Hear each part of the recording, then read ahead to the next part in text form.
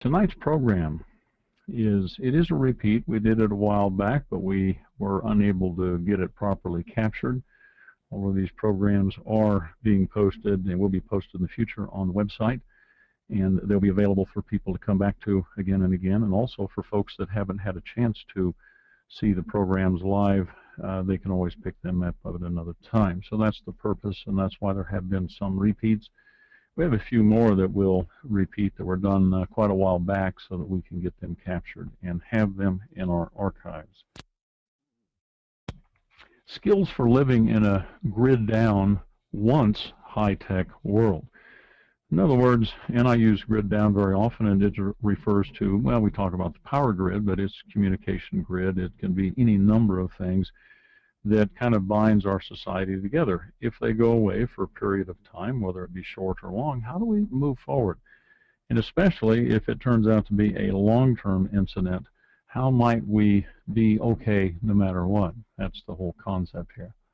Well, what we're, of course, talking about is developing a level of self-reliance, and it's really about making provisions for the future.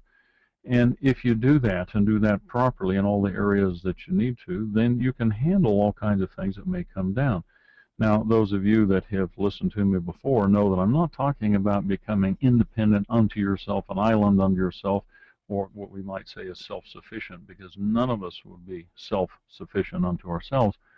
It is about developing community where we can share resources, talents, tools, and these kinds of things. But if we do prepare ourselves properly, then we can be okay. And if you choose not to, it's all right. You end up being a victim, and victims usually have a pretty rough time.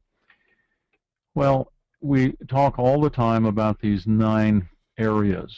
I call them core preparedness modules. Tonight we're talking about tools, number 8. You need all of them. And really the mission, of course, always has been to reach out and to teach as many people as we can and share what it is that we have to offer. And there's other people that are also sharing what they have. The focus is to teach. And when we take a look at the tools, and tools is one of those that has a lot in it because it breaks into a number of areas. This class I added in is people ask me questions, and as things come up, I add classes in to fill a gap, a void, and in particular where I don't see other people teaching about these things. So 8276 isn't even on the original list, but it's been plugged in there because of a need I saw. Each of these 9 areas has its own set of classes, and that adds up to being, well, a lot of instruction.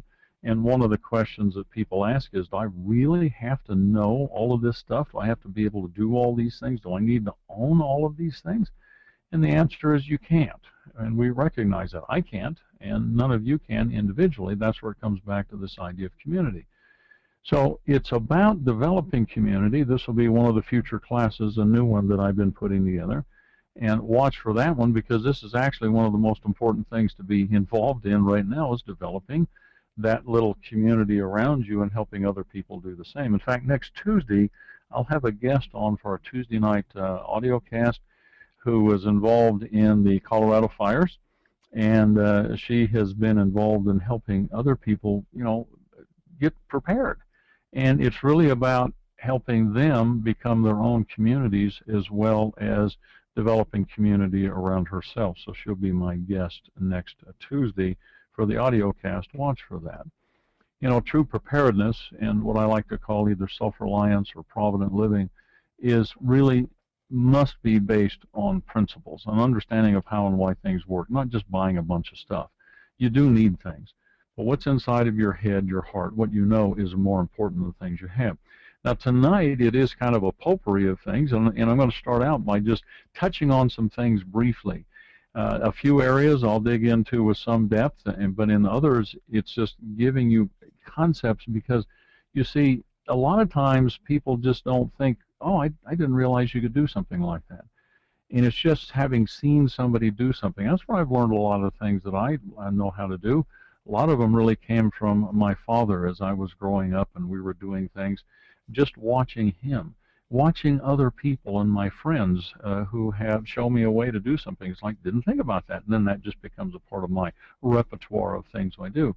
There are some very simple things to learn to work with. You know, I need rope and cord and twine, and these things are very important. And being able to lash and to tie things, This is very basic, but it can be extremely important when you're trying to put things up, secure things, tie them down, repair things. And these tools, you'll see again and again. In fact, it shows up several times in here, this upper right-hand picture there. That pocket knife is so critically important to have it with you, because it lets you, well, it lets you cut and shape and do things. And by the way, on that knife, while we're there, if you haven't seen it already, on the new website, the same address, but there is an article on there. It's a featured article.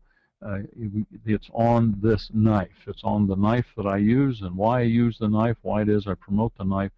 And here very shortly, we'll have the ability for you to purchase that knife through us. It will be at a very good price. So if you'd like to have what it is that I use, then we'll help you get that.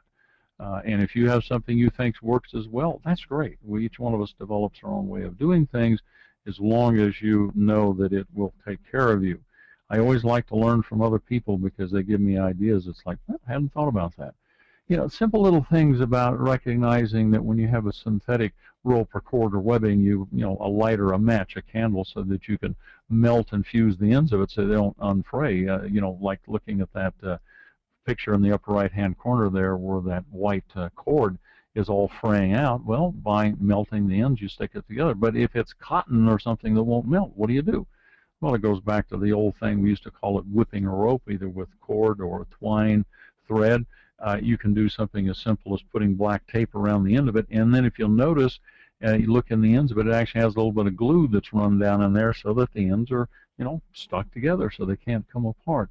Using these hand tools, and we won't talk about that in here. It's in other classes I do that, but the axe and all the different kinds of axes, small and large, is important. And one of these really important tools, I consider a tool, lower right-hand corner, the glove, a very good heavy-duty work glove, so you don't be skinning up your fingers and everything and getting splinters in you.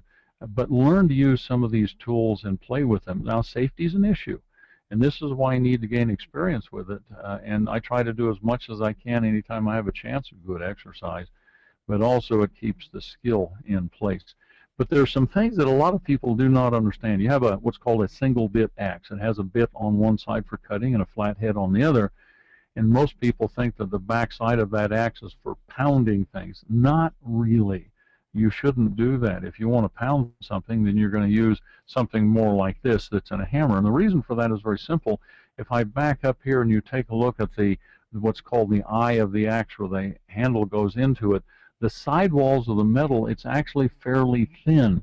And when you pound on it like that, you actually spread the eye. What happens when you're pounding with your single bit axe and driving things, particularly if you're hitting on metal or rock, something really hard, what happens is you start to spread that eye and your handle becomes loose, and then of course the head comes off, and that's not a good idea. Something like this that has much thicker walls in the eye that goes into the head will not spread. It's designed for pounding, and so you want to consider that. Or you might even have an axe like this, one of my favorites. Now this is a 3/4 size axe, but the East Wing axe that is an all steel head. There's nothing to come loose on that one. I've had them for years, extremely durable. Other little things that a lot of people don't realize, you know, you may be pounding stakes and posts and things like that, and you just, you know, grab up a hammer or a sledgehammer or something and you beat on it. But you really shouldn't do that if you're trying to preserve that, because you're going to end up fraying it out. What you should do is take another piece of wood like this, a sacrificial piece of wood, and where the blue arrow is, I'm going to be striking it there.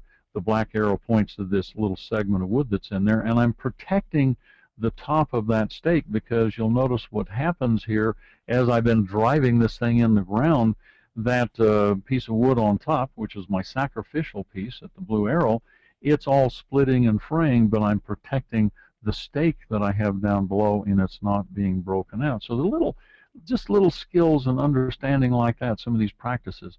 Working with wirecraft, and I've done whole classes where we're doing some of these really basic things, but wire. So you have the various kinds of pliers in the upper left-hand corner there. Become friendly with them, with the lineman plier, with the slip joint plier, with the long nose, and with the duck bill and the diagonals, and the different kinds of wire that you can use, because you can shape and fasten and fix and repair. And I've used wire many times In fact, if you go out and look at the exhaust pipe underneath my car, the weld came loose on a hanger on the exhaust pipe in there, and yeah, you can take it down to the muffler shop at one of those places, and they'll charge you $35 to fix it. You know, for me, it's a coat hanger and pliers in 10 minutes, and it's been hanging like that now for 3 or 4 years, and it's just fine. And if you didn't have a muffler shop to go to, then what do? Well, you want to develop these skills. Now, that picture to the right, that's a loop that was put in there for suspenders to hook onto in these pants, and you can see the foam sticking out of them, a pair of roll-in stuff foam pants. Other things, if you have some heavy-duty, you know, wire, it's almost a rod, and diagonals won't cut that. How do you cut it? It's a simple idea. If you have something hard behind it, like an anvil would be great, or in this case, my makeshift anvil, which is a big old vise, and just put the wire that you want to cut in there, take a cold chisel, one of those tools you want to have, and smack it with a hammer. See on the right over there, you see the notch. I didn't hit it hard enough to cut it through in the first whack, but you smack it good and hard and it cuts right through. So you can cut very thick things. It's learning some of these things, and part of it is you just think about it. You ponder and say, what would I do? How do I solve this problem? Other things you do in this do-it-yourself area where you're making things.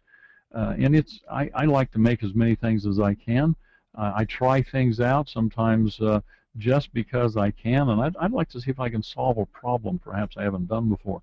Working with, well, there's that knife again. That knife that's in the article you can find on the website. It's down at the bottom, featured article, and there will be new featured articles every few weeks describing things in depth. In this case, I think it's 8 or 9 pages that's on that knife with pictures, illustrations, and explanations of why it is I do what I do. That knife is a critical tool, and I use it multiple times every day. Down below, there's this white duct tape. It's a UV-resistant duct tape, and then the wire and the pliers.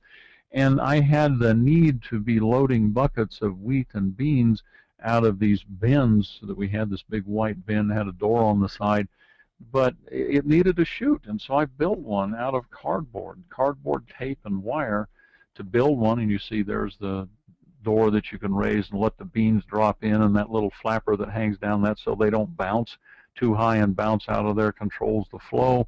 It also jams on the side so it spreads them out, because when they're doing wheat, I'm adding diatomaceous earth to it. So I made this chute. And it took me a little bit of time. I could have gone to a sheet metal shop, had them fabricate one for $150 or $200. They could have made a nice chute. But I did it basically for free, things that were laying around, and had something that functioned very well. And I loaded up many thousands of pounds of wheat and beans into white buckets using that cardboard chute. So the knife and the tape and the wire let you do all kinds of wonderful things. As I acquired some chickens, I needed a chicken coop for them. I needed protection for them, and well, again, I couldn't just go down and buy what I might like to have bought. So with scrap and materials around there, with some lumber and these blue plastic barrels that I use, able to cut them up and build a hen house for them and other wood that we had around. But I needed a hinge. And you could go to the hardware store and you could spend $3, $4, $5 and buy some hinges. That didn't fit in my budget right now, and besides, it's more fun to figure out a way to do that. So this hinge that's made with wire, everything is just crimped into place. I've been using that door on there now. It's, what is it, 4 months old, 5 months old. It'll last for years, and the cost was nothing. A little bit of time, but it's actually fun to make things like that. So study these things out, think about them, talk to people, and get ideas from them. I'd never built a hinge like this before. I couldn't afford to go buy a hinge. I needed a hinge, so make one. And just, well, I know that, you know, we hang things by a ring, so I figured this would work, and it does. That's why it's fun to do these kinds of things. It gives you ideas. And here's the chickens, and they're bedded down at night inside of their roosting box that they had, and their blue barrel home that they could get into also. Compost bins, and I talk about in the composting class, we talk about this in depth, but you don't have to spend big bucks to buy composters. If you have the money to buy some of the nice composters, gee, that's fine. But what if you don't? All the things you see there in my compost area, they were all throwaway things.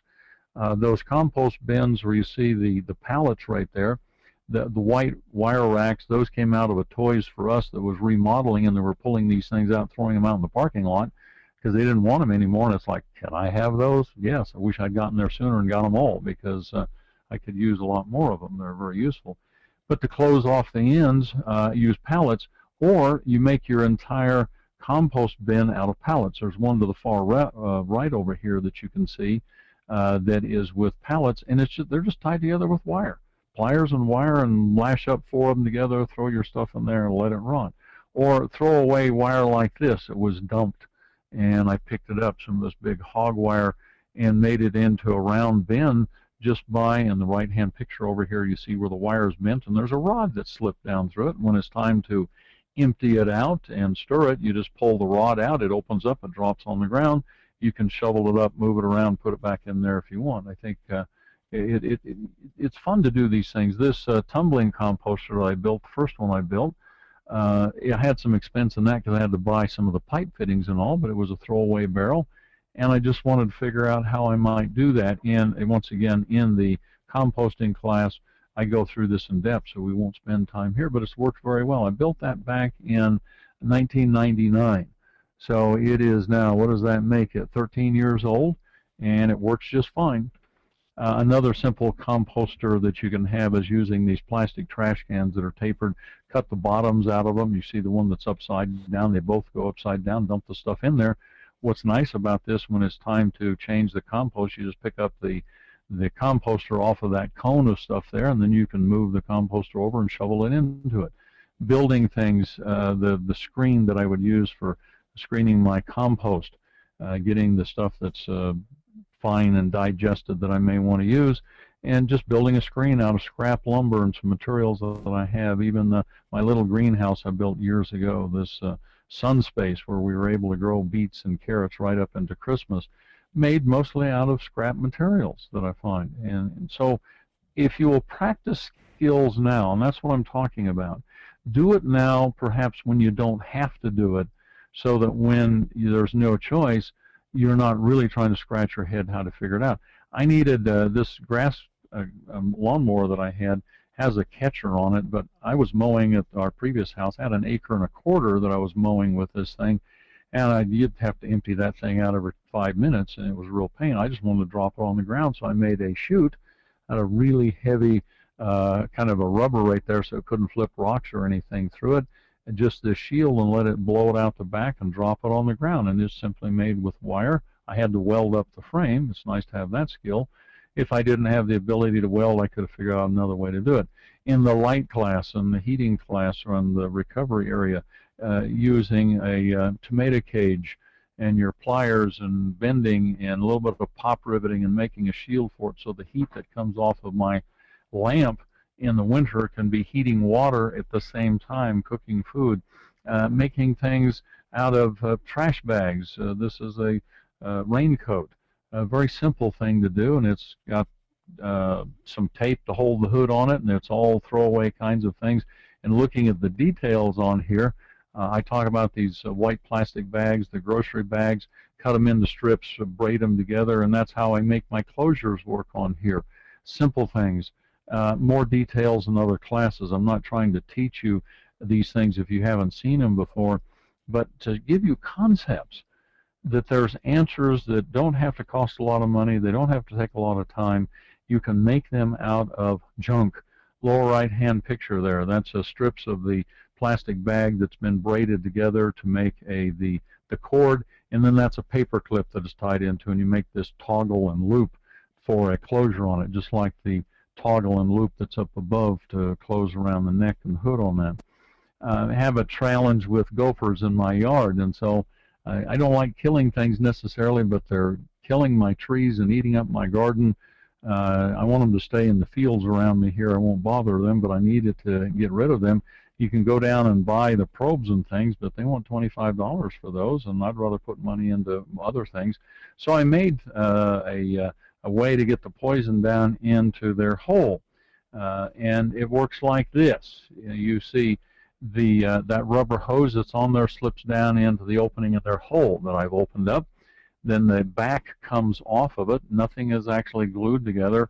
the back at the right-hand side, so I can take the little scoop and drop the pellets down inside that roll down inside, drop those pellets right in there in that hole, and then you can put the cap back on the end, and then that T that where it has that standpipe that comes off of there, I can take and blow into it. Now, I emphasize, please blow, don't suck, because you have some poison down in there. That way I can blow that back up inside in there and then close off the hole. And hopefully those guys, after they die, they'll tell their friends, don't go to his yard. He doesn't like you eating his carrots and rutabagas and killing his fruit trees. I have a stewardship for my garden and for my trees that I have to take care of. You can build things like that. You don't have to hire an exterminator, take care of it yourself. Learning some tools here in other winter classes, we talk about working with snow. But with some tools and some skill, building igloos, building snow houses, these kinds of things can be fun to do. And these skills spill over into other areas. When you learn to do something in one area, it'll help you into another one. There's repairs that you have to do, and you may have to do these repairs in the field. 1968, my father and I are above the Arctic Circle for our first Arctic camp and expedition, and we had our husky with us, a Siberian husky, and we couldn't always take him with us when we'd go places if we went into the village or into the Arctic Research Station. So one time I chained him out there by the igloo and by the opening so he could get inside if he needed to in the crawl space. And down in that little sheltered area, I had my backpack sitting there. Well, dogs and kids, they get bored and they start doing things. So what he decided to do was chew on my backpack. And he got a hold of the strap over here. You see where the wire is, and he just chewed the strap. Well, that's the strap that, lets me carry it on my back. Well, I didn't even have a sewing awl back then. I didn't even know they existed. But I had pliers and wire. And so just by poking the wire through it and bending it over and crimping it down, it worked fine. I did that repair in 1968, and I've used the backpack ever since. Haven't had to do anything else. Didn't need to replace the strap. It's just a little shorter on that side, but it works fine. Have this wheelbarrow that has a tubeless tire in it that just kept leaking down. It was a bead leak that just could not get that thing to stop leaking. And so I just siliconed it on there. I could have gone down and bought a tube, but right now that wasn't working for me, so I'm going to solve it. I have some silicone glue. A faucet comes loose on the house. Now, these are just kind of repairs around the house, but when you repair things around the house, you're learning how to fix things for your tent, for your backpack, for your shoes and things like that. And so I will take and fix them. When they screwed this thing down, the masonry anchors that went into the brick, the one on the left over there, it has this divot in the brick. That's the way the brick was manufactured. It wasn't very strong, and so it pulled loose. Didn't hold very well. The other side pulled loose. And if you keep pulling on that thing with a hose, what happens is you break the pipe inside the house, break one of the solder joints in there. It's up in a finished ceiling, and then you have a real mess, so I don't want that to occur. So in this case, by resetting anchors and then using some really durable adhesive, I'll show you this adhesive later on, and glue that thing down. It's been fixed for a number of years now and just fine. You may have things that come apart on you. These pitchforks and manure forks are notorious for coming apart after a few years when the wood shrinks, because they just have just a long square shaft that comes out of them. Well, as they get loose, you glue them on. And the one on the left over there where that arrow is, I repaired that one about the year 2000, if I remember right, maybe 1999, when that head had come off, and it was glued together, in that case with some epoxy. The one on the right I did this year or last fall, I should say, with some of the new adhesives. One of these that it foams up and fills the cracks in there, one of the super adhesive, does a great job. And they'll be just fine for decades now without an issue. Car door fell off one time. This is on the van. And the way this van is made, the pin that holds the upper hinge on has to go up. You can't drop it in from up above. There isn't clearance to do that. And down where the red arrow is, it has a little spring kind of a keeper on there. Well, the teeth on it broke off, and so that thing will drop down. Well, then you open the door, and the door kind of comes off in your hand, and it's hanging by the lower hinge. Well, that's a hassle, and needed to fix that.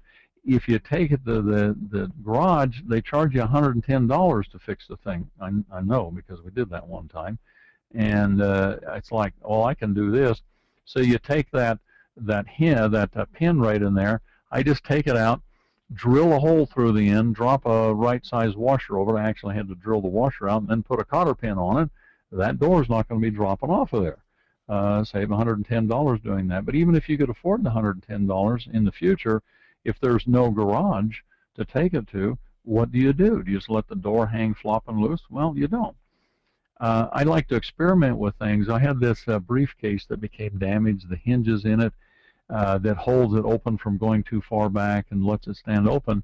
And it was damaged, and it's like, well, you throw the briefcase away, and I bought it in a second-hand store for $3 anyway, and so I've got a big investment in this thing, and I don't want to throw it away yet. So how do you fix the thing?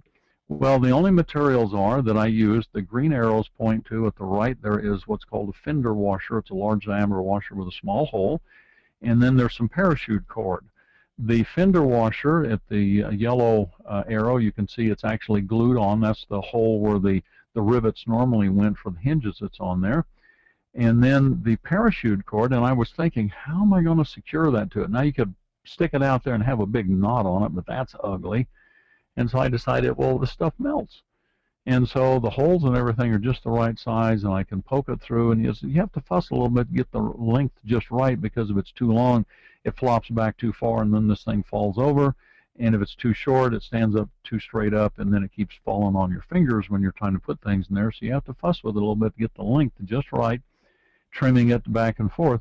But I secured it simply by, well, you remember the lighter that I have, you melt the ends and it makes this molten blob on the end and it won't pull through. And when it's closed, it looks like that. It doesn't look hugely different than the rivet down below. And so now my big investment in my $3 briefcase that I bought a dozen years ago, probably 20 years ago, I can still keep using that thing for a little longer. You may have to fix other things that are a little closer to home. My reading glasses that I had, the hinge, the mounts on it on the side, they broke out. And so I could glue them back in. Now you have these little, knobs that are on there, but it's like, I can see. If you don't like the way my glasses look, don't look at me. I can see out them just fine. And notice that the orange arrow on the left, and one of the things you try to do is take preemptive action. The one on the right completely broke out, so I had to fix it there. And as I was noticing it, I saw that there's cracks forming, and that orange arrow points to where you can see just a little bit of a hairline crack that's in the plastic, and it's going to fail and drop off. So it's like, now glue them all right now so they won't fall apart. That took care of them just fine. So preemptive can be a good thing to do. Some repairs that might be a little more major, you practice on the simple things because you might have something that's a little more challenging. Now, when I was growing up, I took a lot of things apart. Most of the time I got them back together, but sometimes I didn't. And even now, there's one of these things you take apart and it's spring-loaded inside, and you open it up and it goes sprawling, and stuff flies all over, and it's like, oh, heck. But if you take enough things apart and you start looking at them and wear patterns and where things touch and see how it works, you can figure out how to put them back together. I have this nice drill I was given for Christmas 2 or 3 years ago. And you have a forward-reverse switch on it, the yellow arrow on the right. You push it one direction, it runs forward, push it the other one, goes back. It just has a switch inside. Well, one day I'm going to use it. I want to put it in reverse, and the switch, that button just flops back and forth. It doesn't do anything. Fortunately, the drill was in the forward position because you use it that way most of the time. Well, after a month or so, I have a little bit of time, and I decided, well, let's see if I can fix this thing. I don't know what the problem is. So I'm going to take it apart, get inside. Well, this yellow arrow points to where this little cam slider that goes back and forth, and through the hole where the back end of the arrow is, and that's where that little black knob is. You push it back and forth, and what it has is, it's just a thing that looks like this, the upper left, and where that screw is, there's just a plastic tab that sticks down. It hooks in that hole. And so now you push it back and forth, it's sliding the switch. It's a way of changing the directions of that 90 degrees from the way you push the switch. Well, you can order one of those things. It's like $6 plus shipping, and it's going to take a week to get it here. Since I have it out and I have a tap and die set, I can drill a hole in it and tap it, run a screw into it, and then I'm going to screw the screw head down, look in the lower right-hand corner, because I don't want this thing to back out or get loose. So I screw it and glue it down with a little super glue. But the sharp threads on that are going to cut the plastic in that groove where they ride, so I take and I just file them down so there's no longer any sharp grooves on it, put my drill back together, and it works just great. And that part is now more durable than the original part that came with it. My electric stapler that I've had since 1988, it started to have some trouble. It would hammer a staple and then it wouldn't pop back and feed again. And it's like, well, something's come apart inside. So I take it apart, and in that blue circle right there, you see all these pieces that fall out of where they came from, where the arrowhead is. That's a hard rubber, but it's a stopper. It's a shock absorber that fits in there. Well, this thing is, 20 plus years old. The rubber's aged. It's been being hammered on because when that thing slams down to drive a staple, it has to stop against something. It stops against that metal washer you see laying down that hits against that rubber so that it doesn't, break the gun. Well, what are you going to do? They don't even make this stapler anymore. You couldn't even get a part for it if you wanted to. And then, it'll cost you $10 with shipping and everything to get this little rubber washer. So go to my stock of plastic and things. I save junk. Some people look at it as junk. But I dig out a piece of plastic that's in there, some nylon that I have, just happens to be exactly the right thickness. If it wasn't, I'll file it down or plane it down. And then with my hole saws, I drill a hole, just happen to have one that's going to be the right size. If it's not, I can have a file and I can make it work. But I have the right size that'll fit, and that steel washer you see laying on top, that happens to be the one that comes out of that gun, so I get exactly the right size. I know what it is. And then I have to drill out that center hole in there, do that, and then put it in there, and you see there it is. Where that white plastic is right in there, that nylon, and this will last forever, it'll never break down. I've replaced that rubber stopper that's in there, so we can put this thing back together, clean it up. There's all the pieces that fell out of it right there. There's the new replacement that I have. My stapler is now good for another 20 plus years, I would imagine. Other things may be a little closer to home. Have some shoes that need to be repaired, and either you buy new shoes, and it's even hard to get a shoe shop to fix these things because it's kind of a challenging problem that's on there. So there's the dining room table with some of the materials and things and what I'm going to do. And this is why you practice on things, and you practice on things that maybe if you make a mistake you haven't lost anything, so that when it's a keeper. And why would you want to repair a beat-up pair of shoes like this? Well, suppose there hasn't been any shoes being manufactured for a period of time, or you're off someplace where you can't get back to the shoe store, and this shoe's coming apart, and my wife's the side of her foot starts to hang out because it's split out in there. Well, I'm going to make a plug for it and put it in there. Laying down on that table, that little piece that's white, that's some thin leather, because I save scrap leather, and I've made it just the right shape to fit in there. And this shoe has a backing patch on it that's made also with some of this thin leather that's been put in there, and I've glued it in place. In fact, what I've glued it in with is one of these products you'll really want to have. I'll show it to you again. It's called shoe goo. Shoe goo is something you would like to get, and it will age over time. It will last for, I've had some about 10 years before you open the tube, but once you open the tube, within 5 years you're going to have to use it up or it goes hard. So you store a couple of tubes of that, and then you open them up as you need to repair some critical things. You can resole shoes with it. You can glue all kinds of things.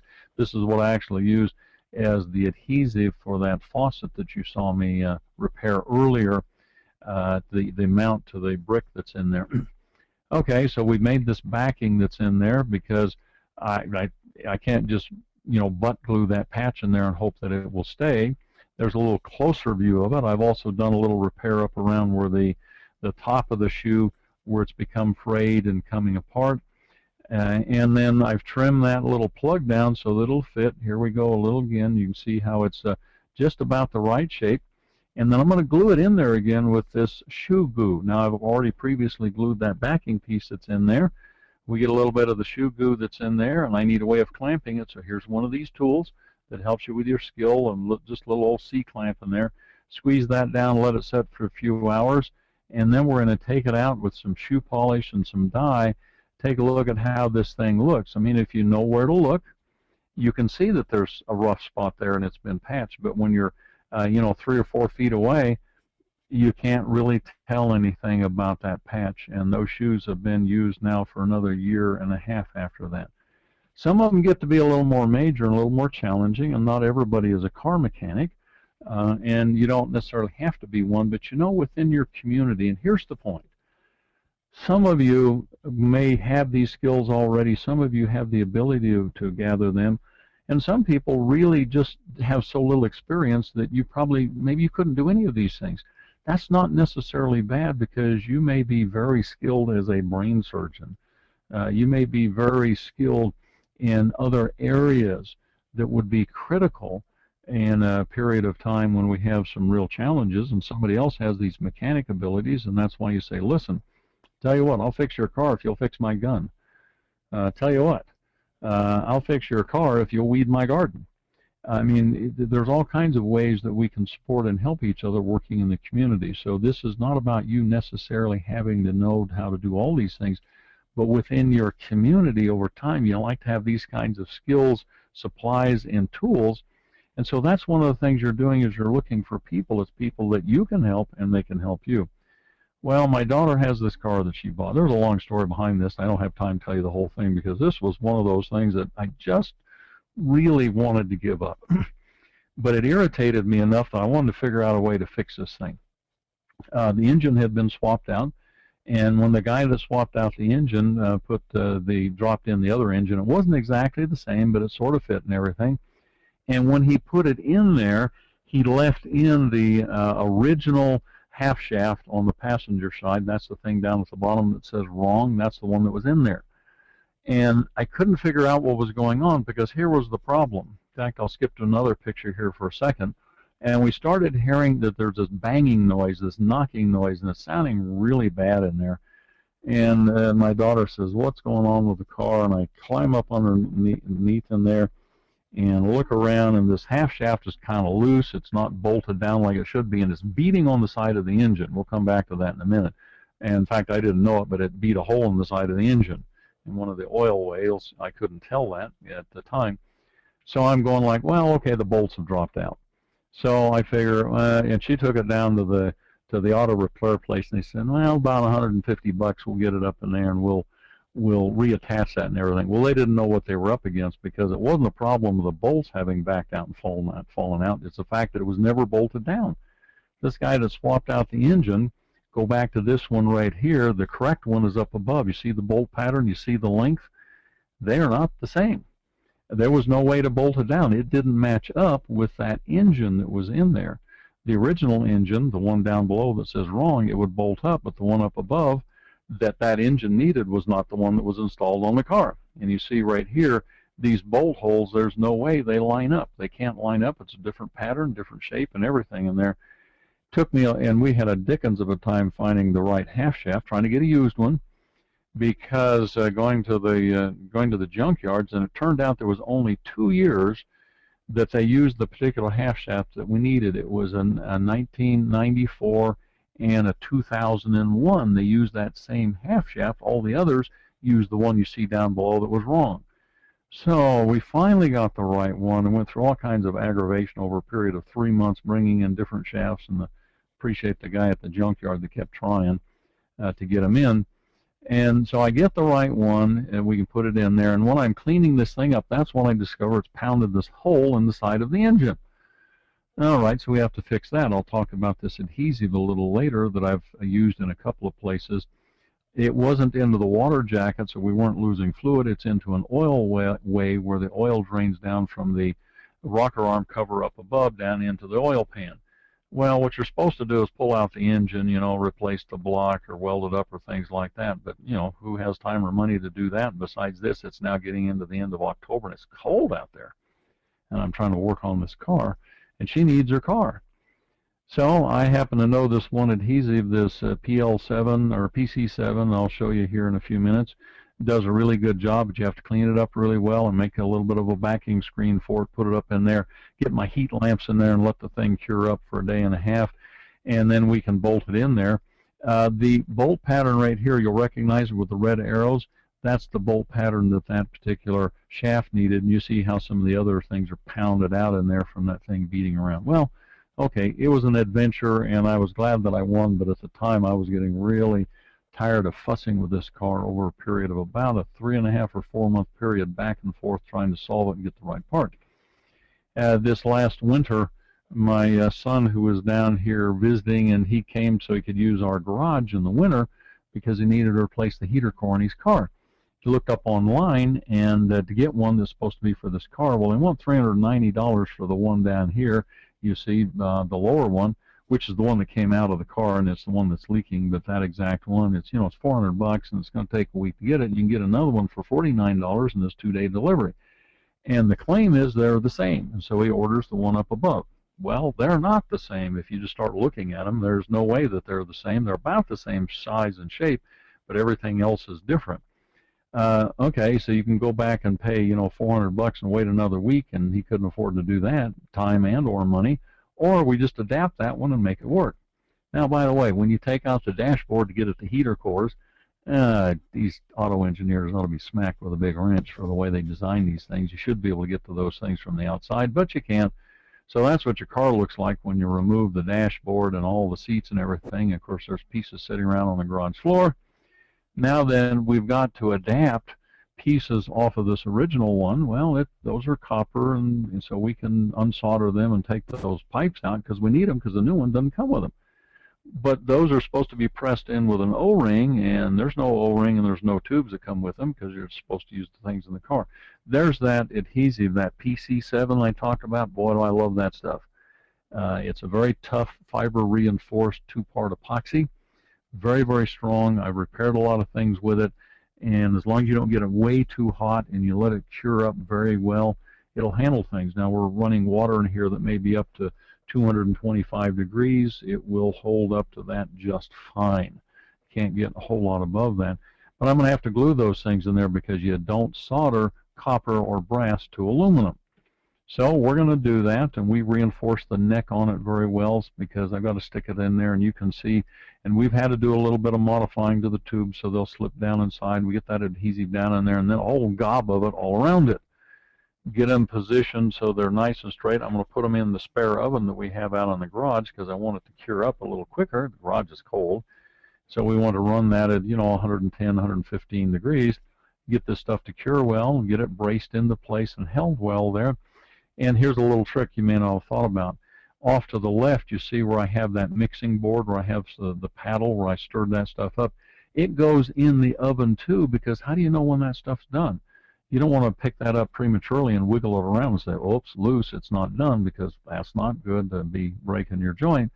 So you throw that mixing board in there, and then I can test on it. When it's cured up, then I know that my epoxy is set up very well.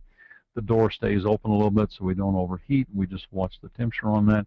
The things are done after a few hours. It's supposed to cure for quite a while. Well, after about 4 hours, while we're doing other things, they're all cured up, ready to go.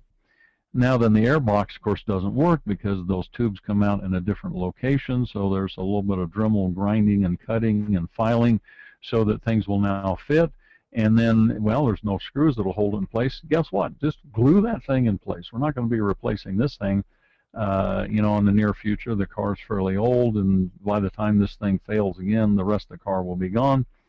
There's the air box, and since it doesn't fit exactly, you notice the white silicone glue around it so that you can seal it up so it'll fit in there. These are just little things that you can learn to do by practicing and playing with things. By the way, to have this heater core replaced on this car, it's an $800 job to get it done. In fact, it may have been more than that because that part was so darn expensive. This one may have been over $1,000 for that. Usually you get heater cores for under $100, and then it's $400, $500, $600, $700 for labor, depending on how complex it is. Duct tape is one of those supplies you really want to have because you can do an awful lot with it. If you've listened to my program on Survival TV, and one of the programs I talk about is Mythbusters, they've done a couple of programs on nothing but duct tape. Things you wouldn't necessarily really do, but it gives you some ideas of things. I never thought you could do that. They're building boats out of it, and they're building hammocks and all kinds of things. The thing about this gray duct tape is it doesn't hold up in the weather real long, but for a short period of time you can do some wonderful things with it. Well, this I consider to be the ultimate duct tape story. A guy who flies into his cabin, he's a bush pilot or a guide out there, while he's away from the plane off hunting, a bear comes along and gets really irritated at this plane and chews the heck out of it.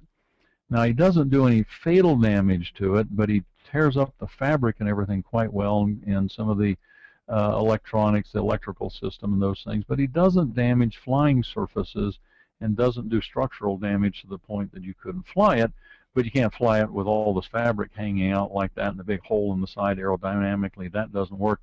Besides that, he bit on the tires and flattened them. So this pilot, he calls back to one of his buddies and he says, bring me, cases of duct tape and some plastic sheet, and he puts things back together and tapes this thing up and flies it out, because to come out and get that plane to repair it in the field would be extremely expensive, and to pull it out of there you have to hire a helicopter. Now you can spend $25,000-$30,000 just getting the plane out of there, as long as it's flyable, because the wings were not hurt, structural things were not hurt. You just need the covering back on it. You put it back together, fly it out is what you do. So you can get away with some amazing things if you think about it, and if you have a little bit of experience, and you kind of know what the limits are. Well, using tools, some more of this do-it-yourself kinds of things. The knife, using it all the time. Not just the blade that's in there, but things for carving and cutting, and the different tools are on it. And that's why I wrote that article that you'll find on the website under featured articles, telling you all about the knife, the different tools and parts that are on it, different things that I can do with them. Back to this wirecraft and learning to bend and shape and do wires, one of these things you want to do. Solve a problem. Now, I have a car that when it's cold, this van, it's getting kind of old, and it needs to have the starting fluid to kick the thing over. So how do you get it going? Well, the new cars, the way they're sealed up and the way they have the air mass flow thing down here below, that's what's in the lower right-hand corner here. I really don't want to spray the starting fluid into that. There's not an easy way to get into it, but I do happen to have a punch, and I do happen to have starting fluid that I will just change out the nozzle on it to one that has one of these tubes that's on it. So now then I can very simply punch a hole in there, stick the tube down in it. In fact, I actually leave the tube, that red tube, I just leave it in there because it's a tiny little hole, and I just work the cap onto it, and when it's cold and this thing doesn't want to start, I can give it a little shot down in there and get the thing going without having to try and unbolt and open up, which is a real pain. And of course you can install one that you can run from inside, and one of these days I may in fact do that. This sewing awl is one of these tools that you must have. That's why I talk about it repeatedly, for sewing on straps and repairing your shoes, making your footwear, your mucklucks, and those kinds of things. Learning a little bit of metalworking with some little metal shears and scissors, because working with tin cans and sheet metal and things like that, all kinds of things that you can learn to do. My pocket knife that has the punch on it, I can punch holes to get things started. Use the shears, that compound one, that's the one with the green and black handle. That works better than just the scissors type you see up above, because you have a little more leverage on it for cutting the metal, and you can make rocket stoves or other kinds of things like that, or when you saw me make that heat shield for the heat recovery on my Aladdin lamp. Well, packing loads, here's another one of those skills that uses, well, some tools. What's the tool in this case? Well, rope and cord. That's a tool. That's a tool for tying things down and hooking things. You'll want to practice now getting things into trailers and lashing them down. And of course you can buy these nice ratcheting straps, and they're really handy. What if you don't have any? What if they've been lost? What if they've been broken or stolen? What do you do? Well, that's where rope really comes in, and learning to do things with rope, which is where I started. And I'll use rope regularly, and some of the ways of tying and knotting, and one of our rope and wire and twine class, you'll want to look at that one, because there's only a handful of knots. So if you know about 6 knots, you can do nearly everything you need to do. But here it is with different ways of strapping and tying and netting, and plan those things now. I've had to do a lot of packing inside of a little pickup and things like that to move things around, so practice now when it isn't an emergency. Other things in some of these common tools we've been talking about, won't spend a lot of time here, but just to give you an idea. There's my knife again and again, and it's so important that it's always tied to me. Read the featured article on Safe Harbor Alliance on that knife, and it'll be in the archives once it's pulled out of the feature article place on the front page. It's in the center bottom down there. But you'll learn why it is I use that knife and why it is I talk about a quality one. Now these two knives right here, the top one and the bottom one, they are the same manufacturer and the same model. The one up above, I bought about let's see, they've been about 1984, 85. And I used it until I think it was 2005 or 2006 when I retired it. And the reason that blade is worn down like that is I've just sharpened it many, many times. Never on a grinding wheel or something that's motorized, all by hand, but it's been sharpened so many times you see how that blade has been worn down. And that knife is perfectly functional, and all the other blades and everything are there. In fact, I can take it to the trade show here a few years back, and I walked up to the Victorinox booth, and I had it, and I said, let me show you why I like your knife. And I pulled it out and showed him how much it's been used, and he said, wow, that's amazing. He said, you're really dedicated to it. And I said, yes, I am. And he said, here, have a new one to replace it. And that's how I got that one there, and I retired the one so that I could just show it, and it's a backup knife for me now. Leather gloves, quality gloves that you want to have. And you like to have full leather gloves is great too. Now, the picture down below is of two gloves, and it's not of the one above on the right. And I just want you to notice the thickness in the leather. You see the ones on the left, how much taller, how much thicker it is than the one on the left one over there. That's really thin leather. It's been split, I don't know, 3 or 4 times its thin leather. You wear through those in a hurry. The other thing is, if you take a look at the thread, the stitching is further apart on the ones on the right, and the thread is a smaller denier. It's a finer denier. Those gloves are not as strong. You want to spend a little more money, because if I'm digging through rubble to get somebody out of a collapsed house, I don't want these things to wear out in a hurry. Lots of tools, and you know some of my tools are kind of old and kind of rusty. Well, I get a lot of them at garage sales, or I find them alongside the road and places like that. And I have spare ones or more than or other than in these toolboxes right here. But these basic pliers, if you will, these different kinds from left to right over there in the middle row, that's the lineman plier, a medium-sized slip joint, a larger slip joint, a long nose, a channel lock as a brand name, or sometimes called water pump pliers that open up big wide jaws.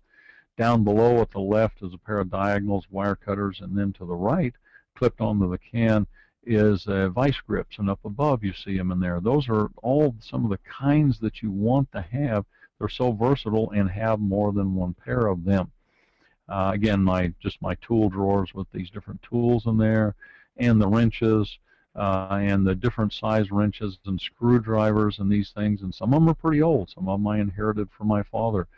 Some of them people have thrown away old toolboxes that have kind of a beat-up old screwdriver in there. Well, I can use that when I need a beater of a screwdriver instead of my nice newer ones. And the metalworking tools and bending and crimping and all kinds of things in here. And another tools class, I'll tell you the tools you must have. This is just an overview. Different hammers, hacksaws. Oh boy, hacksaws and hacksaw blades, are they ever important to have, and have plenty of them for metalworking. And my woodworking, my carpenter toolbox that has some of the common tools in it. Some of the more specialized tools you want to consider having. Some of these are for maintenance, like different ways of sharpening. Upper left hand, you see the original stones, because they literally were made out of stone, either natural or artificial. And then to the right and below are all the diamond surfaces we use right now that do such a great job. The sewing awl, you really want that. Here's a tool. Magnifying glasses. You might be working on something very small, and there you are trying to manipulate it and do it. And so magnifying glasses, a glass and or glasses you put on. And of course I talk about my castaway kit with tools that I carry with me. That we'll go through that in one of these days and show you all the tools that are in there, some of the other emergency tools you carry. Tools that tie into the cooking and the food area. You know, a lid lifter for a plastic bucket, can opener. Of course, I always have one with me on my knife, and a bung wrench to open your drums of water. Files, oh, so important, so you can maintain edges on things, and for metalworking. And the very small files for working with in tight corners and little holes and things like that.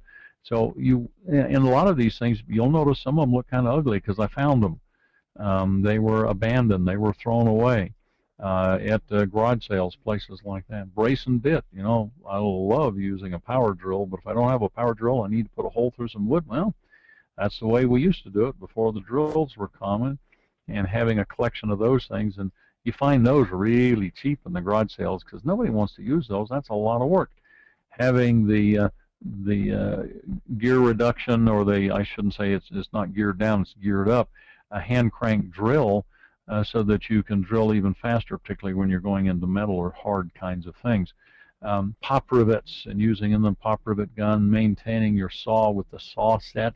You sharpen it with a file, but it needs to have that set where the teeth are offset, right and left or top and bottom here, so that it makes a cut slightly wider than the back of the blade. Otherwise it jams and it's a real pain. More specialized, but I think is really important, is that tap and die set. Remember I told you when I fixed my drill forward reverse switch, I needed to be able to drill and tap to put that screw in there. Now if I didn't have a tap set, I could have just drilled it out bigger and glued it in there. It would have probably been okay, but it's more secure by being able to thread it in. And a little bit of propane that you can be using on a torch, and you'll use it for soldering, but the propane torch has some other uses. And you'll want to use both the soft solder and then the silver solder, such as those kind of brass colored rods right there that you can solder things. They'll be very, very sturdy. Here's a use for your propane torch. This lock that was outside on a trailer, it had gotten warm during the day and thawed, and water melted off the snow and ran over this lock, ran down inside of this lock, and you see the ice that's in it there in the blue arrow. This thing is completely iced up. And if you needed to get in there, you're not getting in there until you thaw that thing out. Well, that's where the torch comes in. Just light up the torch, go out there and hit it for just a few seconds till the water drops out of it, and then you spray it with some lubricants and water dispersants inside of it. But locks that are outside in the winter will freeze up. And if it's something that has to do with your safety and protection, you want to be sure that you can operate those locks. We use other kinds of tools that for purposes maybe than what they were intended for. These hemostats, which are used by doctors in surgery, make wonderful heat sinks when you're soldering things to a circuit board. They also are very handy to grip and pull things, such as pulling this tab out through the end of a mitten when we're building our foam mittens. Blades, all kinds of blades that you have, replacement blades and razor blades and the X-Acto knives and those kinds of things. You want to have blades. My plumbing tools, my pipe cutting and kinds of things. And then the anvil. Boy, would I like to own that big old brown anvil there. I don't. I'll get one of them one of these days, I hope. What do I do in the meantime? Well, I already showed you. I can't do all the pounding you can do on the anvil for shaping of things, but I have a steel backing to cut things against, which is my my vise, as you see in the right there. Well, power tools. Power is wonderful, but consider this about power tools. They take electricity, so you may want to consider having another tool, a specialized tool that will produce a little bit of electricity to keep batteries charged and or to run some of these tools. We'll be doing our solar class again here in the coming weeks. If I have a solar system like this one here, then I can be running these electric drills, these AC drills. I can also be charging my battery drills and keeping them up, because boy is it faster to drill holes and run screws with one of these things than to do it by hand. Now I have the hand backup, because if that's what it comes down to, you do what you have to do. Then all of your drill bits that you like to collect and have, but you have one challenge with drill bits is as you use them they get dull. Boy is electric. This is really about the only way to sharpen a bit, because trying to do a twist drill by hand is extremely difficult. You can dress them up, but if you've really got to grind them down to fix them because they've gotten drilled, you need power to have one of these blade sharpeners, and you need to have, by the way, the spare grinding wheels that go in there, the little diamond wheels. You've got to have the spares, the hole saws you saw me use earlier, masonry bits, spade bits, the power saw, and I have the hand saws because if it comes down to that, I can do that. But power is sure better. So these power tools are wonderful, but you've got to provide for the electricity. That electric stapler that I fixed, it's a heck of a lot faster than squeezing them by hand. And then there's other electric tools that you would really like to have access to and be able to run. So having power is an important thing if you possibly can. So watch for the solar class that's coming up. Then it's about solving some problems, again, in this do-it-yourself. And while I was working on my daughter's car, I noticed that the guy hadn't replaced the seals, the wheel bearing seal on the inside in there, and it's like, you're getting dirt in there, and it's not good. The bearings seem to still be good, because it has a splash shield on it, but I want to get an actual seal in there. So there's the seal, but it takes a tool to pound that thing into place. And, you have to go buy one of those things. Well, if you scrounge around and take a look, I have this Lexan cup. It's a camping cup and a piece of wood, and it just happens to fit that seal perfectly. So if you look around, you might find something, or you might have to shape or grind it. And then by taking that cup that's going to be driving the seal in and a piece of wood on the back of it so I don't bust up the cup, it's just the same principle as when we were talking about driving the stake. I just tap that thing in there. Voila, seal's in place. Now we're not going to have that bearing being destroyed. Other things you might have to make, you can buy the spade bits, but if you couldn't buy them for whatever reason, you can always make them, as long as you have the ability to weld in this case, so you can make them. Down below, I have some spade bits that I have made. This one right there, I needed a very long bit. And so I took a standard spade bit that I had, drilled a hole in the end of a rod, a half-inch rod right in there, and then it's silver soldered in, so it's really strong. So now I have this bit that's 3 feet long. These others that I have right there, the upper one with the white arrow, that's a coat hanger. I just needed a little hole, but I needed one that's fairly long, so it's a coat hanger that's just pounded flat on the end and then sharpened. The one that's in the middle with the red arrow, that's actually a nail. Did the same thing and ground on it, and then I needed a larger one over here, and that's a little steel rod. So if you just play with things, you can learn to make things. And then there's some supplies you'll want. We already talked about the duct tape here. And this is very much an overview, but it's also giving you this ideas and these tips and things to think about, and you'll probably want to come back, because I'm talking pretty fast here, trying to get an awful lot of material in a hurry. Come back and take some notes on this. Consider things that you may want to add to the list of things you're going to put in, the supplies. Well, tape is one of these very useful things. That tape that's white versus the gray, and this was a test, and this will be one of the things, I'll have the pictures and the write-up on this, comparing regular duct tape, the gray tape, to this white ultraviolet resistant tape we bring in out of Canada that I want to get back again, because it's just wonderful stuff. And it'll hold up to the weather is the difference right here. I won't give you the description here, but that's in my office window, and all the things that have failed in the sunlight, and the white tape did not do that. It has some wonderful features about it. But the good old gray tape, you'll want to have that too. Anyway, it's kind of a throwaway tape for places where it doesn't have to be exposed to the weather to do its holding, or if you happen to get your airplane eaten by a bear, then perhaps you'll want to tape it up.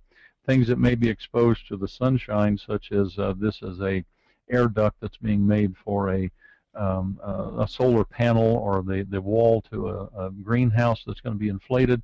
It'll be in the sun, and so the gray tape will fall apart after a month. It'll just turn to mush and crumble. So I'd use the ultraviolet tape there. It costs about 3 times as much, but it'll also last for years. Glues and adhesives are really important. If you remember, there's that one that I told you, that shoe glue. You want to have that, and you want to regularly be buying a little bit of that as you're using it to fix things with, repairing shoes, sticking down all kinds of things. It's very durable. It's tenacious in its ability to hold things. You'll have a lot of fun with it, and you can do a lot of repairs. Some of the others that you see in my box will be like these epoxies. Glues in here, the 2-part epoxies, extremely useful things to have. These are the very more liquidy, runny ones, and I'll have both the quick set and the long set. The long set's a little stronger. The quick set is when you just need to set up now. The very quick instant glues, the super glues, they're really useful to have. Once you've opened the tubes, they don't store very long, so it's kind of like open them up and use them. I buy them in the little single-use things. They cost a lot more for the packaging, but once you've opened one of these things, within 6 months, it's pretty well dead. And if you just need a drop, you're going to be using up the whole tube anyway. Having your wood glues is very good to have. And if you'll see some of these that are the Gorilla Glue and the Ultimate Glue, if you look over in my box there, the Ultimate Glue, that's what I was using to repair those pitchforks out there. Because it foams up. It's a foaming urethane, and when it's exposed to the oxygen and the moisture that's in the air, it foams, and so what it does is it creates a little pressure and it squeezes in all the little cracks and crannies, and that's one of the things that makes it hold very well. Your regular old wood glues, the Elmer's glue, both the carpenter glue and the white glue, you want those around. And then if you remember that PC7 where I was repairing the side of the engine block that's in there, also repairing that heater core. That is great stuff. It's expensive. Those little cans like that, I think the last time I looked, they may cost you $10 or $12, and you can get even bigger ones. It stores very well. I bought those original cans back in, that's going to be about 1985, and I'm still using them. I'm just about out. If you'll keep them cool and keep them tightly closed, you know, use what you're going to use, keep them tightly closed up, the stuff stores very well. Other kinds of things, the supplies that also become the tool, the ability to set grommets and things, to set them in fabric like this, where you can, you know, punch your hole, put the grommet in there, get the dye on it, smack it, and set them in there, whether it's on clothes or whether you're trying to repair a tent or make your mucklucks or anything like that. Tie wraps, you can do all kinds of fun little things. Temporary, they don't hold up, most of them don't hold up in the sun very well. There's some that are UV stabilized, they'll hold up. But for temporary ties outside or inside, they're wonderful things to fix and repair, and I've fixed my snowshoes with them in the past when I've had webbing break and things like that. Heat shrink tubing is a fun thing to play with and consider having to repair things with. I use it regularly, both electrical and for non-electrical things. And then all kinds of screw anchors. Again, that faucet on the side of the house, I had to set a new anchor and also use the glue on it. Learning to use these things, both the plastic ones and then the steel ones, so that when you need to fix or anchor something, you can do that. Now, this is what I'd really like to have for my hardware store. This is what I would like my my garage to look like. And if money was no issue, I'd just go buy one of these hardware walls and plug it in there with all the different things, because when you really need them, you really need them. And if you can't go to the store, it's nice to have it there. Well, mine doesn't look quite like that. It looks about like this. And people sometimes look and say, boy, you've got an awful lot of stuff. Where do you get it? Well, a lot of it I find. A lot of it's being thrown away. I save things when I take things apart because I can use those screws, nuts, and bolts again. And I'll save all kinds of things. See that blue arrow in the center? There's that shaft that came out of that car that I fussed with. Well, it's a very nice bearing on a really heavy-duty shaft that I might use in some time in the future. I can cut it up and weld and pound, and or I have a shaft with a nice bearing that if I mount, I can spin things, whatever I may need to do. But I find all kinds of things that people are throwing away or dumping, and those are things that I'll collect. And this is my sorting table, where I have the out on my workbench in there. I gather them up, and I just you know, go through these things and get them put into those bins you saw. Screws and nuts and bolts, and when I take something apart, I don't throw it away, because right now it's, you know, cheap. It's free. I'll take the free. Love the free. And different tools that I collect and I have some other boxes of them. I have things that I can give away.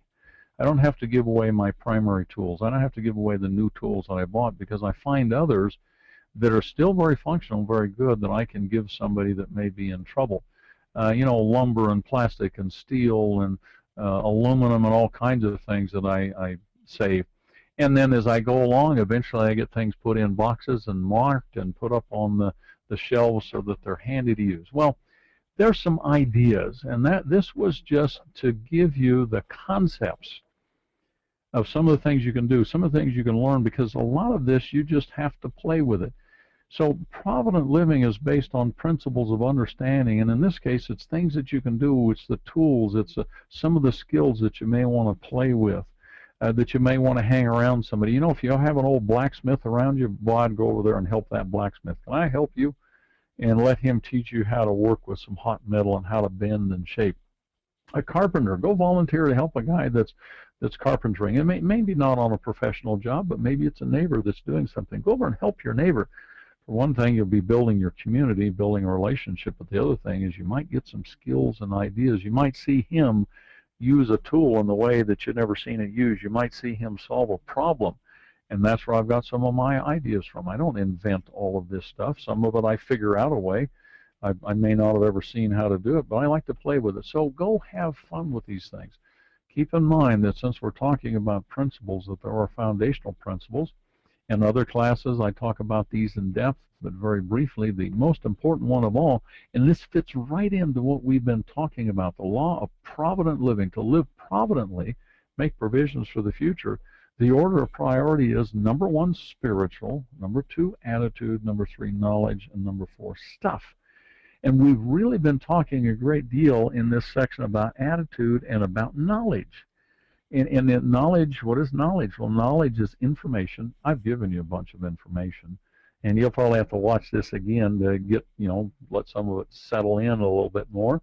But I've given you information. Now what you need to do is get some experience with it. So you go get the tools, you get them out, you try them, you do things you've never done before, and then voila, new skill, new ability.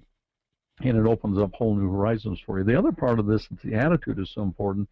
It's an attitude of wanting to just do and try and test and experiment. And right now it's an attitude, if you want to break something now, now's the time to break it, not you try to break it, but if you make a mistake now, you can go replace it.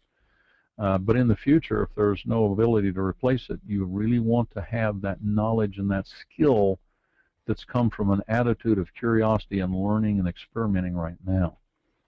Well, law of stewardship. We have the authority because we're alive. We have the responsibility, which is where we live our lives day by day in acting. We have the responsibility to act properly because we will be held accountable for everything we do or don't do. That's the law of stewardship, 3 simple parts: authority, responsibility, accountability. You've been given the authority already. You live in responsibility by doing the choices that you do every day and the things you do or don't do, say or don't say. But you will be held accountable for those things. In other words, the rewards. The rewards might be painful or they might be very enjoyable based on the decisions that you made. Make good decisions.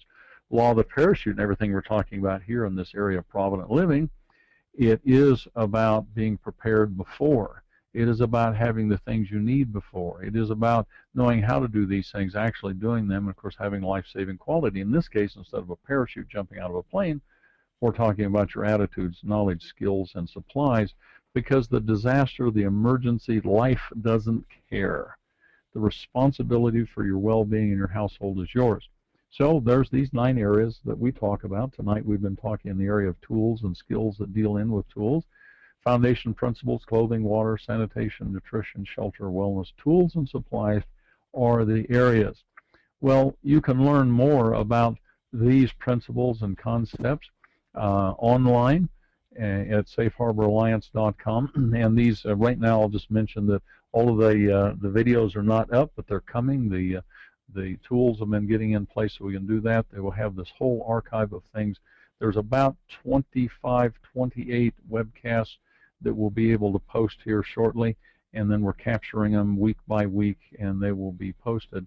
But you can learn the foundation principles in class 1001, which are prepared to survive no matter what, and it's about developing you. It's free online. You can have that. Just go into the webcast or into the library is where they'll be in the future, and you'll find a whole listing of these things. Another way to get some of these basic principles in the foundation area, this DVD, the Foundation DVD, which we sell inexpensively because I want people to get that. It's a 2-hour principle-based DVD that you can get through Safe Harbor. And the question is, will you live providently? Well, you and I get to choose how we're going to live, what we're going to do. But if we will make provisions in all of the areas of our life, we're talking about these 9 areas, and then in the 9 areas you say, well, how does that take care of spiritual? See, that's in the foundation area. That's the law of provident living, spiritual attitude, knowledge, and stuff. It's all of these areas that tie together. If you'll do that, you can face the future with hope, with confidence, not with fear and trepidation. So the truth about life is simply this: there's no doubt that tomorrow will come, and there's no dispute that things happen. But how you're prepared to meet tomorrow will make all the difference in the world. If you're prepared for the worst, then no matter what happens, it will be an adventure. And I believe our lives should be grand adventures of learning, growth, development, and doing those things now, so that you don't have to face the future and say, I don't know what I'm going to do. I guess I'm going to die, because that's a bad attitude. That's why you play with things now and learn now. So remember this, as always, preparedness is really based on what's inside of your head, what's in your heart, what's at your fingertips. Yes, it is about owning things, but things cannot take precedence over the knowledge, the attitude, and the spiritual things, because that's who you really are, and that's what will really get you through. Well, as always, I encourage people to make it a lifestyle, to play with these things, test, try, have fun. Just, just experiment and gain experience with them. Make it a part of your lifestyle, but you do it for the positive reasons. This is not because I'm so afraid of the future. I'm not afraid of the future because of the things I'm doing now to prepare for the future and that I'm experimenting with. So you go have fun, you play with things, and you test and you try, and some of it's with the grandkids and by yourself and with your community and with your friends and family and people that you'd be working with, because we will do our best to share with you and teach with you everything that we possibly can here, online, live classes, things that are published, and because our mission really is to reach and teach about provident living, about self-reliant living. That's what it's all about. So there's free classes, there's free information available. Every Tuesday night, the radio shows that I do, internet audio, and I've been capturing those. Those will all be posted in the archives in the future. I'm editing some of them right now. A little short-handed, could use, well, we could use about 30 people full-time right now for a little while anyway, but they're being edited. They will go up, as are the webcasts that we do that you're tuning into right now every Wednesday night, unless there's some big, nasty technical problem. We're always here, and if we miss it 1 week, we'll always be back. And then there's this archive of videos that's available, free to the public. You'll find them in our webcasts and in the library. You'll be able to look them up.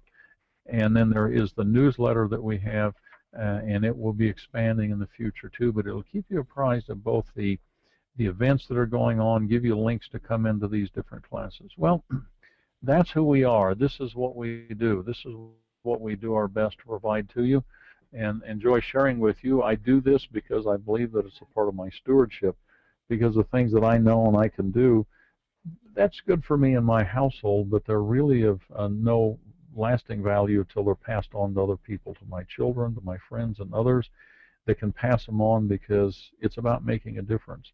It's about reaching out to other people and assisting in a variety of different ways. So I encourage you to do that and bring people back to our website and to the new archives and everything as they're there, and watch and learn and share with other people, because we don't do this alone. When things, even now, on a day-by-day basis, we don't do things alone. There's all kinds of services and products that are being brought to us through the efforts of other people. In the future, it may be a little closer to home, but by building your community and people around you, you can be of assistance to each other. Hope that you all have a great weekend and a great rest of the week, and I will see you folks online next Tuesday, next Wednesday, and the weeks after that. This is Jim Phillips with Safe Harbor Alliance, wishing you the best of evenings and the greatest of adventures in life, because you're prepared to allow things just flow to you and have fun with them rather than suffer with them. That is my hope and my prayer. Have a great evening and good night.